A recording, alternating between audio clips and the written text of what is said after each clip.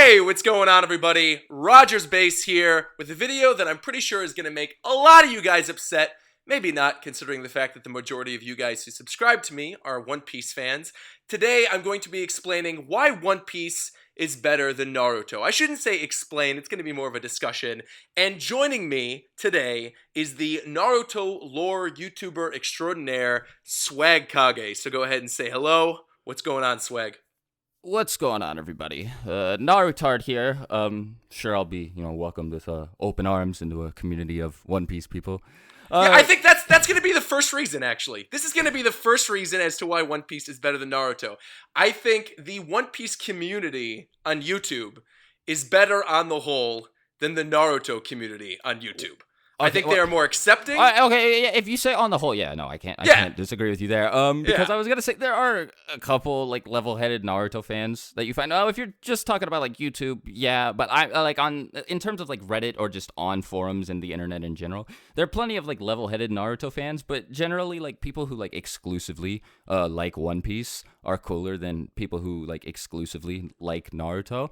And see, there aren't really any examples of One Piece YouTubers who absolutely everybody hates, but there's a certain he who shall not be named. We don't mention him on my channel, so we're gonna move right on from that topic. And another reason why I think One Piece is better than Naruto, and this is probably a trolley reason, but it's true, is because I have not yet read all of Naruto, nor have I watched all of Naruto.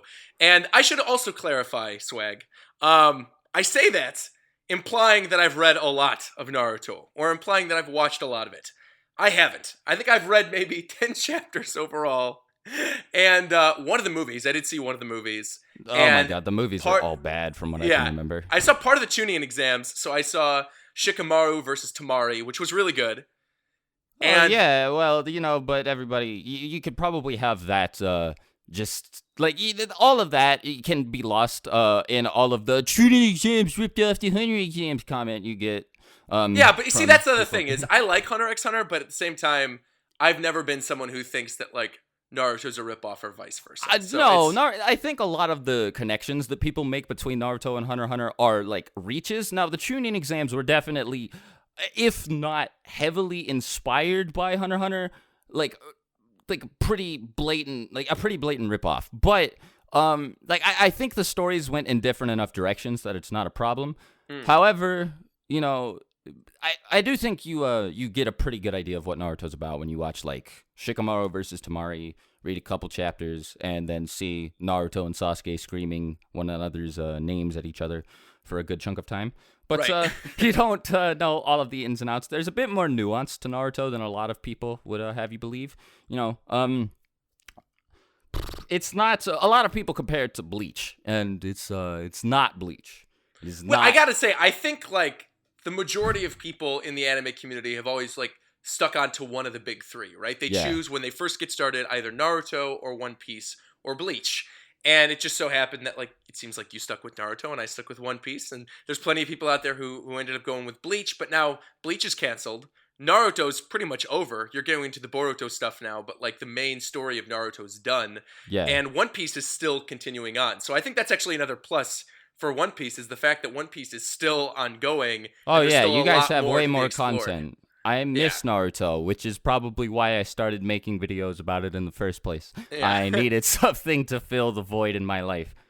Though I think us having more content isn't necessarily the best thing, because one of the reasons you brought up in your version of the video why Naruto is better than One Piece was that you said that you think the lore of One Piece, as somebody who's an outsider to the series, is really hard to handle. There's almost too much lore. So I get what you're saying. As an outsider to just everything One Piece, the lore seems a little intimidating. But since this video is about why One Piece is better than Naruto and not the other way around, it's I can't say that One Piece's lore is at the very least you guys don't have a whole lot of either plot contrivances or borderline plot holes to deal with.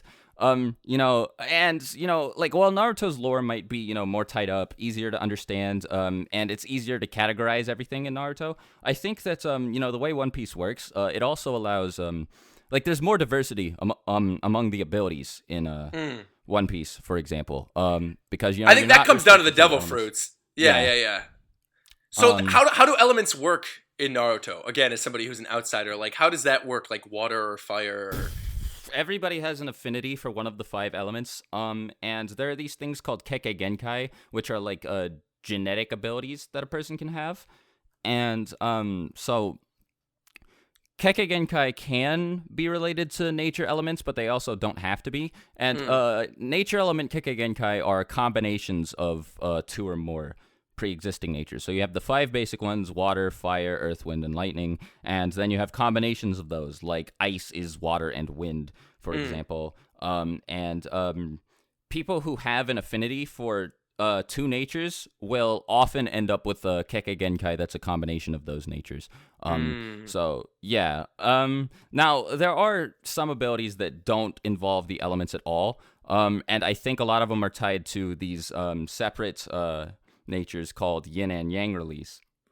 And but then nobody some of them nobody in Naruto, I'm assuming though, like transforms into a giant chicken and then gets No. split in half into like another chicken. And like No, like everything's very like everything abides by, the rules presented to the audience in the story. Like it's very easy to understand what people can and can't do in Naruto. But at the I same think on one time, hand I that think is a that's bit more plus. restrictive. Yeah, it is a plus, but on the other hand, it's a bit more restrictive than some people might like for it to be. Yeah. Yeah, I feel like on the whole, that's something I will give to One Piece over Naruto is like the variety of the powers. I feel like our main protagonist has a rubber power. Like that alone is interesting enough. But then you've got all these other people who are with him. He's got like a skeleton on his crew who's like had the revive fruit and came back to life. You've got a woman who could sprout her arms like thousands of times. You have all these other weird, crazy powers. And I do think that it makes for really interesting antagonists in One Piece, because then you've got somebody with a power that maybe it isn't necessarily something that you would think is good or going to be powerful. Say, for example, someone like Doflamingo, who's got this ability where he can control strings. But then he ends up using his ability to the best of his ability and finding some unique way to sort of take advantage of it. And then he ends up like puppeteering people using his strings and creating a giant bird cage that has these strings that could slice through people's bodies. And you're like, oh my God, this guy's actually a threat. So I do think that 1, Oda's powers, and 2, Oda's way of creating unique abilities are both things that One Piece has over Naruto. Yeah. And Kishimoto. And that also... Yeah, I will say that the variety among powers also helps with the antagonist that One Piece has as well, because near the end of Naruto, like everybody has either a Sharingan or a Rinnegan, or both a Sharingan and a Rinnegan, and then it also turns out that the Sharingan and the Rinnegan are like related to one another, and they're both super hacks OP abilities. Like it's really dumb, and you don't have like I don't believe anyway you have that in One Piece where there's this like group of people who, because they have one ability exclusive to them, it's like the exact same, they're like unstoppable, and like that's one thing that bugs me. I mean, kind of. We kind of do. And I think once we get to the finale of One Piece, it's going to be more of that, where everybody's going to have all 3 types of hockey and crazy devil fruit abilities and stuff. I do think that is going to happen. But for the time being, no, it does seem like people specialize in one of 3 types of hockey in One Piece. So you've got I'm not armament saying hockey. that everybody has like all of the different elements or kinds of abilities that they can Right, have. It's right. just that the Sharingan and the Rinnegan make you so strong, and the fact that like all of the final villains have at least one of these is no coincidence. Well, I don't think any of the final villains of One Piece, beyond maybe like one of the characters, isn't going to have a devil fruit power. I feel like all of them have... I guess devil fruit are comparable to like the Right. Sharingan or whatever. Because like but, certain devil fruit powers are just crazy powerful. Like I mentioned Yeah. the guy with the chicken ability, but at the same time you've got characters who are like, one guy can transform into a phoenix and heal himself. Another person has the ability of darkness, so he could cancel out other people's devil fruit abilities, and he could like suck up their devil fruit abilities. That same person also has a second devil fruit, which can create earthquakes. So I mean, there are characters who are incredibly powerful. There's a dude who can create devil magma. Fruits? He's the only guy in the series that has 2, and a lot of people theorize he's eventually going to have 3, which is just like kind of insane. And he's being set up to be the main villain of the series, but at the same time, it's like that is only one character, but you still have a lot of other big major antagonists with crazy powers. I mean, not to get too much into spoilers, but like there's a character in the manga right now who has the ability to suck people's souls out of their bodies and then to insert those souls into inanimate objects and to create like a living, breathing island. And that's kind of OP. Yeah, that's definitely hacks. The Rinnegan is the best example I can think of for like a hacks example in Naruto. Because like the Rinnegan gives you at first when Pain was introduced with the Rinnegan, like he was the strongest character like that the audience had knowledge of. He was like the god of the verse, so it kind of made sense that he would be this strong. But the Rinnegan allows you to control 6 bodies at once, and you can give each of these bodies access to one of the Rinnegan's 6 paths, and like each path has control over like one different aspect of the universe. Like the human path can like just tear people's souls out, and in the process, you learn everything that person knows. See that now you're confusing me because like we just talked in your video about how you think the lore is easier to understand in Naruto. Well, I am already lost because like in One Piece you have a devil fruit power, right? And then that is your power, and then that power can be awakened, and then you have like an ultimate version of that. But that's the extent of it. And then you've got Haki, but that's like a separate thing. The thing about the Rinnegan is that it's explained piecemeal. So while at first it seems like these different paths, the thing about it that makes it like an ocular ability is that all of these bodies share vision. So like you see everything that all 6 bodies are seeing at once, and it makes it pretty much impossible to hit the blind spots of any of these paths. And at first it seemed like all of these bodies just had these abilities, but it was then explained that these abilities are Rinnegan abilities instead. So it's easier to digest all of this information one bit at a time. But like the point is that the Rinnegan is like dumb. Like it's really strong because it's not like it's something that multiple people get access to near the end, and it gets a bit messy. Yeah, I mean, I do worry that at the end of One Piece, everybody's going to have Conqueror's Haki and just is going to be blowing everybody out of the water and knocking out thousands of people at once. But at the same time, it's going to make, I think, for some awesome final battle sequences. So yeah, at the very least, I think that's another thing about One Piece that I do like is that some people do complain about the pacing and it being a little too long, but I actually enjoy that Oda takes his time. Because I feel like you need to. I can always appreciate a long build up with a satisfying payoff. Yeah, and like he does this for so many characters. Like a really good example of this is a character who is just a minor character in one of the arcs. He's a henchman of Doflamingo. Is Senor Pink. He's this guy who dresses up like a baby, and nobody ever thought he was going to be this important character, and yet. I mean, he still didn't end up being important in the long run, but still, he gets an entire, like, backstory to himself that explains, like, why he dresses up as a baby, and Oda finds a way to make even these, like, minor characters into interesting, fleshed-out individuals, and that's something I really do appreciate about One Piece. I feel like everybody in One Piece eventually gets their due. They at least get a little time to shine. And that goes for not just characters who are, characters who are in multiple arcs, but also characters who are only in one arc.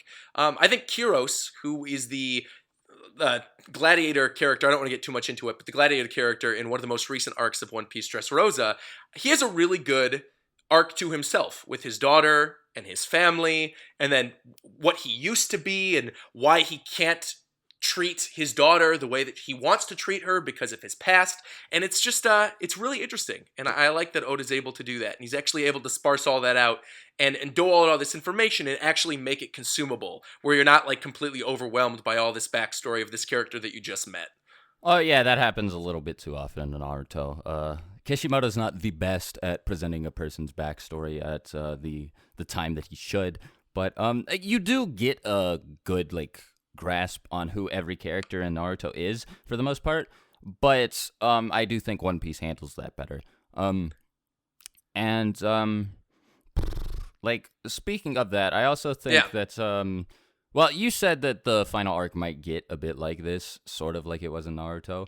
But the thing about Naruto is that while it does have like pretty solid lore, near the end of it, it doesn't really know what aspects of its lore to focus on. Like, the first two acts, part one, which is pre-time skip, and the first half of Shippuden are really good. And then the war arc, which is the third act, is just a clusterfuck, and I don't like any of it until the introduction of Madara.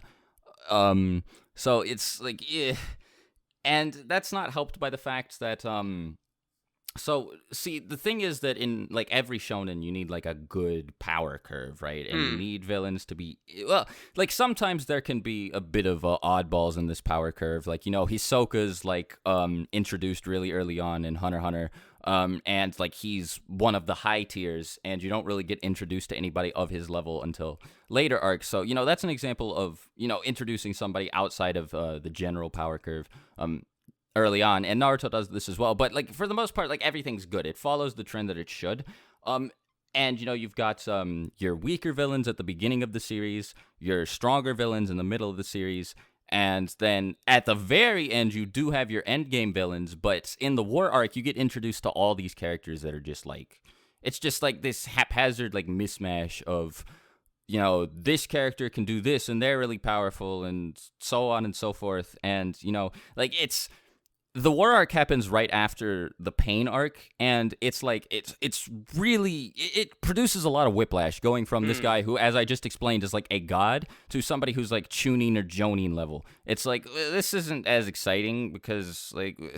I mean, we got a bit of that during the Marineford arc of One Piece, where you have characters who are warlords of the sea going up against a Yonko. You have Whitebeard, who's just like obliterating Marine headquarters. You've got the admirals who are coming in and attacking people.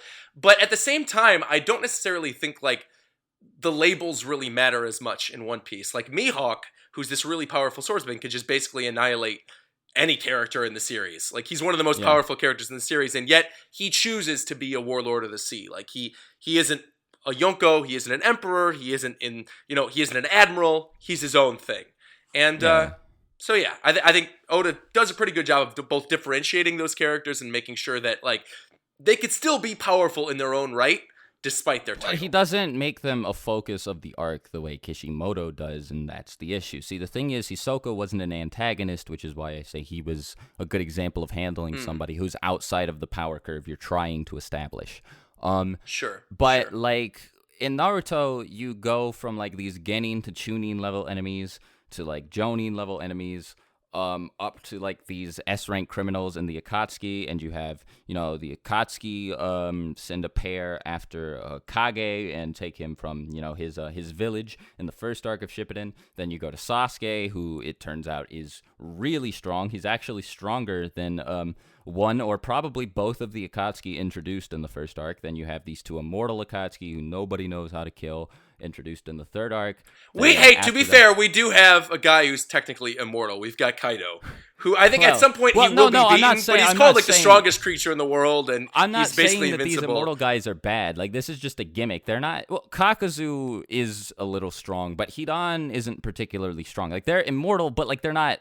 Like, this isn't outside of the power curve. Like, everything falls into place pretty nicely up until the war arc. After these two immortal guys, you've got Itachi, who's, he's been built up, like, since the beginning, and killing Itachi's not easy. I won't say he's strong, but he's a pretty big threat. And then after that, you have Pain, who's, like, a god. And then you go into the war arc where you have, like, Asuma, who's a guy that one of the immortal people killed back in their arc, and, like, it's like, why is he a focus of a good, like, couple chapters? Like, yeah, I feel like you're proving my point that One Piece is indeed better than Naruto, because the way you're explaining this, I'm like, I have no interest in seeing any of this. Like, some of these, I think, here's another point that I want to bring up to transition into something else, because we've been talking about power for a while, is I feel like One Piece, and you could correct me if I'm wrong, has a lot more emotion to it than Naruto does. I think Naruto has some really good fights from what I've seen, and there's some really badass characters with some really cool abilities, but on the whole, you never really have those moments that make you actually tear up and cry. Whereas One Piece has one of those almost every single arc. Okay, every single arc, I don't know about that, but Naruto did this quite a bit. I'll give some examples. Okay. Like, when spoilers for anybody who hasn't read Naruto, though, I think that right. if you're on a One Piece channel and you haven't read Naruto yet, this video probably isn't going to. It's not gonna help pique you. your interest. Yeah. So whatever. Like, I doubt any of you are going to. Like when So Itachi is presented as this bad guy for like the whole series. He's responsible for wiping out Sasuke's clan. Like, he's Sasuke's older brother, and Sasuke wakes up one night to find out that Itachi slaughtered everyone in their clan, right? Leaving Sasuke by himself. And then Itachi just leaves after telling Sasuke, you gotta hate me, you gotta become stronger. I want you to come and try to kill me because, like, whatever, you're the only person capable of giving me a real challenge because you're another Uchiha. And so Sasuke dedicates his entire life to going to kill Itachi. And so, he trains, like, he leaves his village, goes and trains with one of the main villains of the series for like 3 years, leaves his entire life behind, then goes, fights Itachi, and successfully kills him, after developing all these, like, super badass techniques and stuff, after a really cool fight. And then he wakes up, next to Obito, who is now claiming to be Madara Uchiha, and Obito starts telling Sasuke, so, alright, look, I know you're about to go back to your village and all that, but let me just let you know, Itachi actually wasn't a bad guy. And then Sasuke's like, what the fuck are you talking about? And then Obito goes on to explain that the annihilation of the Uchiha clan was actually planned by the Hidden Leaf Village, because the Uchiha clan were planning they were planning to execute a coup against the entire village, and it was going to start like a civil war inside of the entire country, not just the Hidden Leaf, but like inside of the Land of Fire, which is where the Hidden Leaf Village is. And like, Itachi acted as a double agent because he was providing information to the Uchiha clan about the village, because he worked for the village inside of a police force called the Anbu Black Ops. But he was also providing information to the village because, again, he was an Uchiha clan member. He was the son of the guy who was leading the coup. But again, he worked for the village. He was part of its police force. And so he was presented with a choice. He was like, look, you can either wipe out your entire clan, or like, you can stand with them, but we would, like, if you wipe them out, like, we'll make sure you get out of the village safely. We'll make it look like it was a massacre, but like, you cannot, you can't let it get out that this was something we ordered you to do. Now, if you choose to stay with your clan, that's fine, whatever. But war is probably gonna break out. So Itachi's like, fine, I'll do it, but on one condition: you leave my brother alive. And then they were like, okay, sure, fine, whatever. So Itachi wipes out the whole clan, and Obito tells Sasuke all of this. And Sasuke has like a mental breakdown on screen. So now that sounds emotional. Like that, yeah. The way that was described does sound emotional, but yeah, like, I Sasuke, think like that's an overarching, that's an overarching story. Like, I'm assuming that happens near the end of the entirety of the manga, right? No, it doesn't. It happens actually at near the end of the second act. Okay. So is that before or after the time skip? It's after the time skip. Okay. Yeah, because like for One Piece, there's moments. Yeah. It sounds like that's at least a good emotional moment. But like, I feel like with One Piece, there's always something in regards to the arc that is going to make you choke up. Like, I feel like Oda does a really good job of like, Oda does a really, really good job of sort of building this story around a specific location and tying that story just to that location and finding a way to tie in the main characters to that story in some way, but making that actual singular adventure enjoyable in and of itself. Like, you don't necessarily need to read all of One Piece to enjoy the Skypiea arc. You could just read the Skypiea arc as it is on your own free time and be like, oh, this is really good. You don't need to have read. I think the same can be said about some Naruto arcs. Okay. But I will give you this, that One Piece does have probably more emotional depth to it than Naruto does, but I won't let you sleep on Naruto and say that Naruto doesn't have any emotional payoff, because in like around the same arc, Naruto's teacher, like his sensei, like, he's probably closer to this guy than he is to anybody else in the series at this point. Well, this I know where you're going. With Grandpa guy. Yeah, the Grandpa guy dies. Yeah, Jiraiya gets killed, and Naruto, like, he can't handle this. Like, he actually starts going off on everybody, and he's normally like a really good-natured kid and stuff. And having this at the same time as when Sasuke learns the truth about Itachi, it's like, This sounds like this was Naruto's version of Marineford, because that's Marineford was like, we get all this information about Whitebeard, and Ace dies, and then Whitebeard dies, and the whole world is thrown into a tizzy, and then Luffy has to train to. I said, Naruto has to train after Marineford. Naruto does have to train after he finds this all out. This arc is probably like one of the most emotional arcs, but there are examples of other stuff in here, like I burped. I mean, we're not gonna get into all that. We're not gonna get into all that because I don't want to just talk about emotional points. I will. Okay, I'll give you that then. All right. It sounds like they're on equal levels of emotional impact. Well, no, because I don't think Oda ever attempts to make the reader feel emotional and completely like fall flat on his face doing so, the same way Kishimoto does occasionally. Like, Obito has held Naruto as a baby and like put like a kunai knife up to his throat and threatened to kill him right in front of his dad. And Naruto, as a baby, and Naruto says, like, in the final fight against like the final villain, because the final villain's just calling Obito like a piece of shit, a criminal, anything, blah blah blah. Like, he defends Obito and he says, "Hey, don't talk about Obito like that. He was the coolest guy." And it's like, he killed your parents. Yeah, what are you talking? And like 40,000 people. Like Naruto was standing there and he was like, I won't let you kill any of my comrades. I'm gonna make sure, that you go down and you don't end the world, blah blah blah. And then Obito just rains down this storm of like wooden projectiles that stabs through like at least a couple hundred people right in front of him. Naruto like actually starts crying because Obito just like, what was that about protecting your comrades? LOL. And then Naruto still's like, he was the coolest guy. It's dumb. That was supposed to be emotional, but no. I think that's like, that comes down to the writing then, I think, more than even just the emotional impact. Is like Oda's writing is just really good. Yeah, I think he's a superior writer to Kishimoto. I think both in terms of the emotional depth and also the comedic aspects. Because I think One Piece is a really goofy manga that also finds a way to be really emotional. And Naruto, I mean, has some funny moments, but I'm assuming going into the really heavy stuff, it's sort of like takes its foot off of the it funny. Takes itself super serious, right? Whereas One Piece never does. Like One Piece, we're in the midst right now in the manga of a really important, vital arc, and yet the chapter we had like 2 chapters ago was a goofy Mission Impossible-esque type chapter that I don't think could have ever happened in the same type of arc in Naruto's. I think Oda really does have a good balance of comedy and emotion, and he finds a really good thing for that. Now, moving off of that, another reason why I think One Piece is better than Naruto is I think on the whole, I'm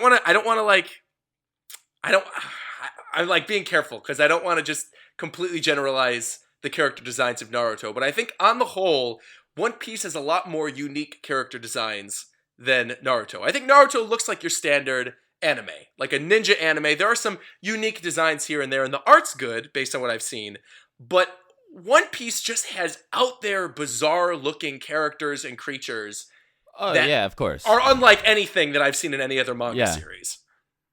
And so I think that's a big plus for One Piece, is just how different Buggy it looks. even managed to make it into Dragon Ball Super, so like you kind of take this point home. I do think that's just something I've always enjoyed about One Piece as a whole, is that not the anime of One Piece, but like the just the art style of One Piece is very different from any other manga or any other type of anime. Like, it almost doesn't look like an anime. The characters have round eyes. They don't have like the standard anime eyes. I think the colors, like the color work both in the anime and also in the color spreads in the manga, is very like distinct and saturated. It's really enjoyable manga to read and a really enjoyable anime to watch. But I will give Naruto points for having the better anime overall. I know Naruto goes into a lot of filler, but I do think because we have Toei, Naruto does have a better anime. And we talked about that in your version of the video, so I won't talk about it here. I just don't like Toei. Like, they took Yu-Gi-Oh!, they took Dragon Ball, and they took One Piece. I don't know what else they have, but yeah. I will say this though, is that there are still moments of the anime that do look good. Like you can say the same thing about Luffy Dragon fight. Ball Super. For sure. But on the whole, it's not great. Yeah. And then the other big thing I want to bring up sort of before we wrap up this video, I can't believe we're almost at a 30-minute mark. This is crazy. I know, We're recording for a long time. The other big thing I want to bring up in regards to One Piece, and some people might disagree with me. I can't imagine why, though, or how. I think One Piece's music, specifically in the anime and in the films, is just incredible. Like One Piece's the orchestrations. Has some pretty solid music, if I do say so myself. I think nothing in Naruto even comes close to the bum bum bum bum bum bum bum, like, or to the Grand Line, which is the theme that plays going into the Grand Line for the first time, and the theme that plays over almost any of the emotional scenes. I mean, there are some really great themes that play throughout the entire course of the series. They're fully orchestrated, and they also know, like, whoever composes the music for the One Piece anime knows when to sort of tone it down for an emotional scene, and then when to be bombastic and have, like, this really epic sort of build up to, like, a major character being revealed. For example, in the anime, just last night, the anime episode from last night, there was the introduction of a future character, a future story arc, I should say, the Reverie arc. And we were seeing glimpses of all these characters who are not yet important, who we don't know who these characters are, but just based on the music track alone during that scene, people who didn't even think it was a good episode managed to get excited. And I think that's something that you could listen to the Naruto music, and I've heard a lot of Naruto music. That's something I'm actually familiar with. Da da da da da da da. I'm not talking about the part one music. Have you? I know. Sasuke's theme? Shippuden's got good music too. Yeah. But Kokuten is like phenomenal. Yeah, so good. And I think there are good tracks. I'm not saying that Naruto doesn't have good tracks. I think Naruto has some very good music tracks. And I'm not saying Naruto's music is bad. I'm just saying, on the whole, I think One Piece has far superior music. And I think people sleep on One Piece's soundtrack. I haven't watched the anime. I haven't listened to the One Piece soundtrack, so I can't comment on this. Yeah. But I will defend Naruto's OST to the death. Right. I love the Naruto soundtrack so much. And then the last thing I want to say. Naruto at least has better opening music. I don't know if I agree with that. What? All right, agree. I don't know if I agree with that. We are is just like classic. And even there's like weird openings of One Piece that not a lot of people talk about that I really like. Yeah, I don't know. The only bad one that Naruto has, and this is actually debatable, is "You Are My Friend." Other than that, I like all of the openings. I can't think of a One Piece opening that I don't like. I think they're all pretty good. Yeah, I don't know. I can't think of one. All right, and then the last point I want to make about One Piece, because we talked about this a little bit on yours. The ladies. Oda knows how to make a waifu. He knows how to draw some really attractive waifus. And you talked about, you've got Hinata and she's cute in Naruto. Kushina's pretty good looking. Yeah. And there are some attractive ladies in Naruto, but I think One Piece has got Naruto beat 10 to 1. Yeah. One Piece. And this is another point I'm going to make about One Piece above Naruto. I think the women in One Piece on the whole are more developed. I don't mean in terms of like their bodies. I mean in terms of their character. Far more developed than Naruto. Ino is a pretty bad character. Sakura is, I guess, a little bit of a good character. I think she's more psychologically complex than people give her credit for. I actually do want to dissect her sometime soon. Yeah. You've got Hinata, Tsunade, and those are like the only 3 good female characters. I guess Tamari and there are some good. Tamari's cool based on what little I've seen. Tamari seems cool. Conan is Ten is just a nightmare though. Like Ten is the worst character ever. I don't think One Piece even has a girl who's like that. Maybe Rebecca, but she was only in it for like one arc. So I can't even think of who to compare Ten to. The only win Ten has is against herself. Like there was like a scroll that like cloned her. I don't even know if this was filler or real, but yeah. And then comparing Sakura to Nami, it's not even a question. Nami's like way better, way better. Well, that's gonna wrap up why One Piece is better than Naruto.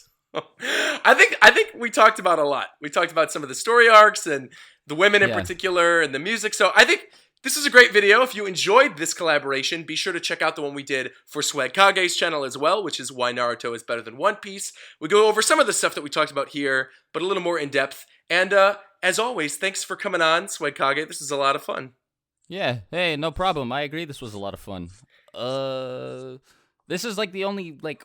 I've talked to Clyde the Weeaboo, but aside from him, this is like the only major collaboration I've done with anybody in like the anime community, not just like the Dragon Ball community or the Naruto community, but like the anime community as a whole. Well, we'll have to do more then. We'll have to do more. Yeah. When you start doing definitely. Devil Fruits Explained for your channel, you let me know. Yeah, of course. We'll do. All right, guys. Make sure to subscribe to Swag Kage, like, comment, subscribe to me as well. And until next time, wait. When are you doing the Japan Time podcast next? All right, we'll talk to you guys later. Bye.